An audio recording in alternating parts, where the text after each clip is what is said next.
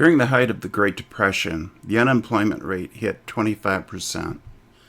The bargaining power between employees and employers was totally unbalanced in favor of employers.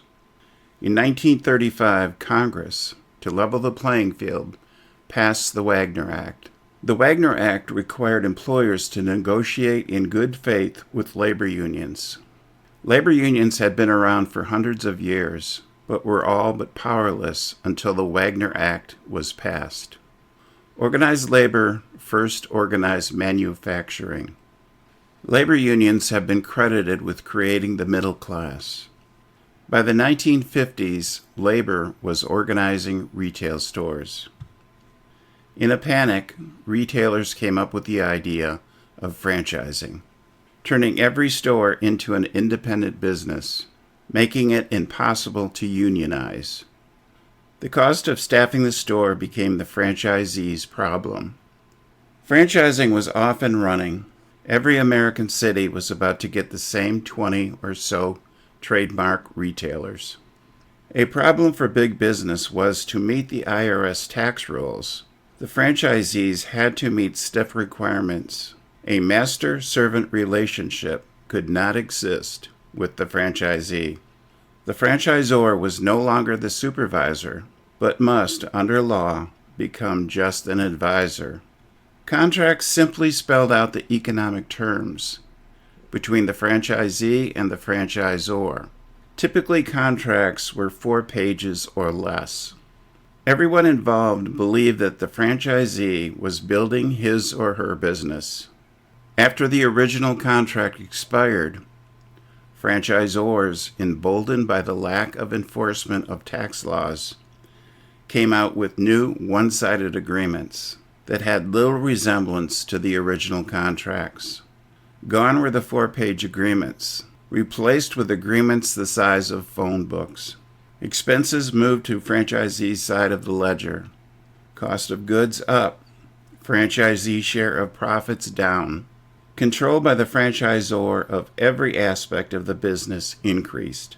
Franchisee net income down.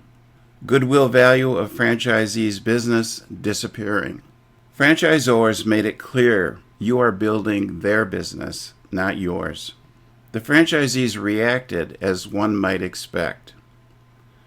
This contract is an outrage. This is my business. I'll see you in court. The courts were not at all sympathetic to the plight of franchisees. Did you get that in writing? Was the general reaction from judges. It's at this point franchisees realize that they are a contract employee with none of the rights or benefits due a normal employee. Franchising had evolved into a simple, state-approved employment scam. The franchisee problem? Courts won't help. It costs millions of dollars to start a lawsuit against a multinational corporation. Media won't help. Media looks at franchisors as potential advertisers. Politicians won't help. They look at franchisors for campaign donations. The problems with franchising are not limited to the United States. The problem is worldwide. Franchisees must tell the world of their plight. Franchising has become a direct threat to the middle class. Everyone very soon will be working for minimum wage at a franchise. The horror stories we hear from around the world would curl your hair. Enter the CyberFOA, a worldwide chat room designed for franchisees to share their stories. CyberFOA is an unedited free speech zone, much like an old-fashioned town square, where citizens would come to share their grievances. Franchisors are welcome to voice their input. The CyberFOA Chatroom hopes to attract franchisees from around the world. The playing field between a single franchisee and a multinational corporation is ridiculously unbalanced.